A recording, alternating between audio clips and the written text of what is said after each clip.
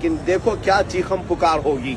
उस करबला के मैदान में आए हो जहां निहत्ते मेरे रसूल के घराने को 3 दिन तक भूखा और प्यासा, वो भी जंग की हालत में रखा गया था।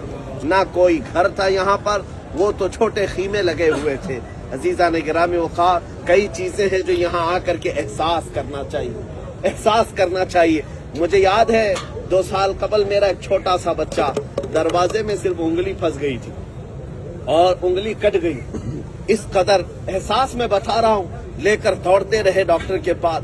जब डॉक्टर सुई से टाके मार रहा था तो ऐसा लग रहा था कि हमारे दिल पर टाके मारे जा रहे हैं। बच्चे की चीख सुन करके पूरी रात की नींद खराब थी और इस कदर यानी बेचैनी थी, बेताबी थी। उस दिन मुझे याद आया, मेरे बच्चे की उंगली के टाके मुझे देखे नहीं जा रहे थे, खाना फीका पड़ गया था। सरकार हुसैन, तुम्हारे सब्र को सलाम, तुम्हारे जज्बे को सलाम।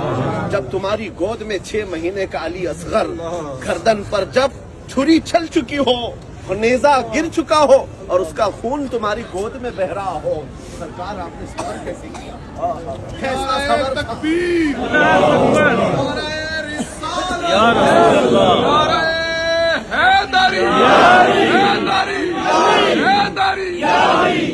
उस मकाम को कोई नहीं पहुंच सकता।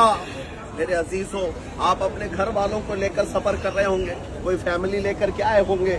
अपनी फैमिली के साथ सफर करने वाले अंदाजा करो तुम्हारे ऊपर कितना बोझ रहता है। अगर तुम्हारी बीवी साथ में है, बहन साथ में है, माँ साथ में है या बच्चे साथ में है, बार बार तुम झांक झांक करके देखते रहते हो बीवी को क्या चाहिए, माँ को क्या चाहिए, बच्चे को क्या चाहिए। अगर सफर के दौरान इनमें से किसी का पेट भी थोड़ा सा दर्द करने लग जाए, आप पूरे सफर में बेचैन हो जाते हैं। उस हुसैन आजम के सफर को याद करो जिनके कंधों पर 72 लोगों का जिम्मा था। और इस मैदान करबला में जब उनके ऊपर पानी बंद किया गया था, हर बच्चा पूछता था या अबताह अल अतश, या अबताह अल अतश। बाबा जान सिर्फ प्यास सताती है, बाबा जान सिर्फ प्यास सताती है। बाप को जब बच्चे पूछ रहे हो प्यास की शिद्दत की तकलीफ का, बाप जब दे ना पा रहा हो, कैसा एहसास है, कैसा एहसास है। तुम अपने बच्चों को खिलौना नहीं दिला पाते तो बार बार बेचैनी होती है। वो मौला हुसैन अपने बच्चों के हलक में कांटे चुभते हुए देख रहे थे और एक तरफ दरियाए फुरात को बहता भी देख रहे थे। सरकार इमाम हुसैन की ये बेचैनी देखी नहीं गई। तब इस अब्बास अलमबरदार ने ये तय कर लिया कि मैं जाऊंगा इन काफिरों के नरगे में से और पानी लेकर के आऊंगा। लेकिन मेरे अजीजों, ये घर वालों की प्यास की शिद्दत और इमाम हुसैन की बेकरारी न देख करके मशकेसा उठाए और दरियाए फुरात पर पहुंच भी गए, पानी भर भी लिया और वापस तशरीफ ला रहे थे। जालिम कूफियों ने पुकारा था कि एक कतरा भी अगर हुसैन के खीमे तक पहुंच गया, हमारी जंग भारी पड़ जाएगी, हमारे लिए ये मुसीबत बन जाएंगे, इनको पानी न ले जाने दो। जिस बाजू पर ये पानी लेकर आ रहे थे, उस अब्बास अलमबरदार का बाजू काट दिया काफिरों ने। उस वक्त मैं पूछता हूँ, ये अली के घराने की शुजाअत कैसी है, कैसी शुजाअत है। अरे मियाँ, उंगली छिल जाए तुम बेचैन हो जाते हो, ये मोंढे से बाजू काट दिया गया है। उस वक्त तो दर्द से बिलबिलाना चाहिए था, लेकिन अब्बास अलमबरदार ने दूसरे बाजू में ये मशकेज़ा उठा लिया। कहा बीबी सकीना को कह कर के आया हूँ, 9 साल की बच्ची से कह कर आया हूँ कि मैं प्यास तेरी बुझाऊंगा, पानी तेरे लिए लाऊंगा। लेकिन जब उन जालिम कूफियों ने दूसरा बाजू भी काट दिया, बचा क्या था? जिसके 2 हाथ काट दिए जाएं, इसको आसान मत समझो। बयान में सुन रहे होंगे, जरा अपने ऊपर एहसास करके देख लेना। जरा तुम्हारी हड्डी फ्रैक्चर हो जाए, अरे तुम्हारी नींदें उड़ जाए, जिसके बाजू यहाँ से काट दिए गए हो और वो मशकेज़ा गिर गया। अब्बास अलमबरदार उस वक्त उनकी कैफियत देखने वाले बताते हैं, उनको तकलीफ अपने बाजुओं के कटने की नहीं, बल्कि खीमा हुसैन तक पानी नहीं पहुंच रहा है, इस बात की तकलीफ थी। उसके बाद कहते हैं वो दांतों से मशकेज़ा उठा लिया।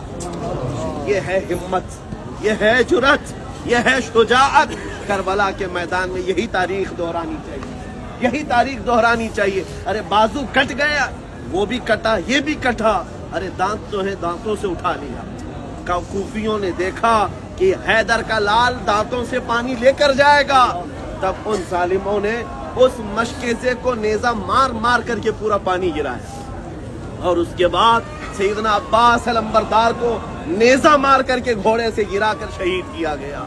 जब वो ज़मीन पर आए थे, मैं जानता हूँ मेरे अजीज़ों, हर साल हम बयान करते हैं, सरकार इमाम हुसैन 56 साल की उम्र है। उस 56 साल की उम्र में उन्होंने एक दो नहीं 72 लाशें उठाई, 72 लाशें उठाई है। हज़रत अब्बास की लाश, इमाम कासिम की लाश, हज़रत अली अकबर की लाश, और अपने भतीजों की, अपने बेटों की, और अपने भांजों की, अपने साथियों की। अरे मियाँ, तुम्हारे घर में एक जनाजा जाए तो घर की हालत क्या हो जाती है। हमारा भाई मर जाए सालों तक गम जाता नहीं। उस हुसैन आजम ने अपने घर के इतने जनाजे उठाए, और उसके बाद भी अल्लाह की बारगाह में क्या कहते थे, ऐ रब्बल आलमीन, तेरे दीन की हिफाजत के लिए ये नजराना कबूल कर। मेरे अजीजों, हमने आज तक कौन सी कुर्बानियां दी हैं? वो हम गरम बिस्तरों पे सोते हैं, नरम खाने खाते हैं, और यहाँ नारे लगाते हैं। मेरे अजीजों, यहाँ बैठ करके ये तय करके चलो कि मैं निकम्मा गंदा सही, लेकिन मौला मैं तेरे दीन के किसी काम आ जाऊं, मुझे हुसैन के सिपाहियों में शुमार फरमा, मुझे इमाम अली मकाम के सिपाहियों में शुमार फरमा ले। ये जज्बा हुसैनियों के अंदर बेदार हो जाए, मैं कहता हूँ इनकलाब आ जाए, पूरी दुनिया में इनकलाब आएगा। और अभी भी आपको घबराने की जरूरत नहीं। हालात तो यूं बता रहे हैं कि मुसलमान खत्म कर दिए जाएंगे, इस्लाम को मिटा दिया जाएगा, या ऐसे हालात बनाए जाएंगे, लेकिन कुरान का वादा सच्चा है, क़यामत तक इस्लाम नहीं मिटाया जा सकता, नहीं मिटाया जा सकता। ये आंधियां आई हैं, ये तूफान आए हैं, और फिर करबला का मैदान कायम किया गया है। यजीदी नाच रहे हैं, लेकिन हुसैनियों को आने की देर है, हुसैनियों को आने की देर है। जिस दिन हुसैनी बेदार हो गए, फिर दुनिया को हम कहेंगे कुछ देर की खामोशी है, फिर शोर आएगा। आज कुत्तों का वक्त है, कल हमारा दौर आएगा, कल हमारा दौर आएगा।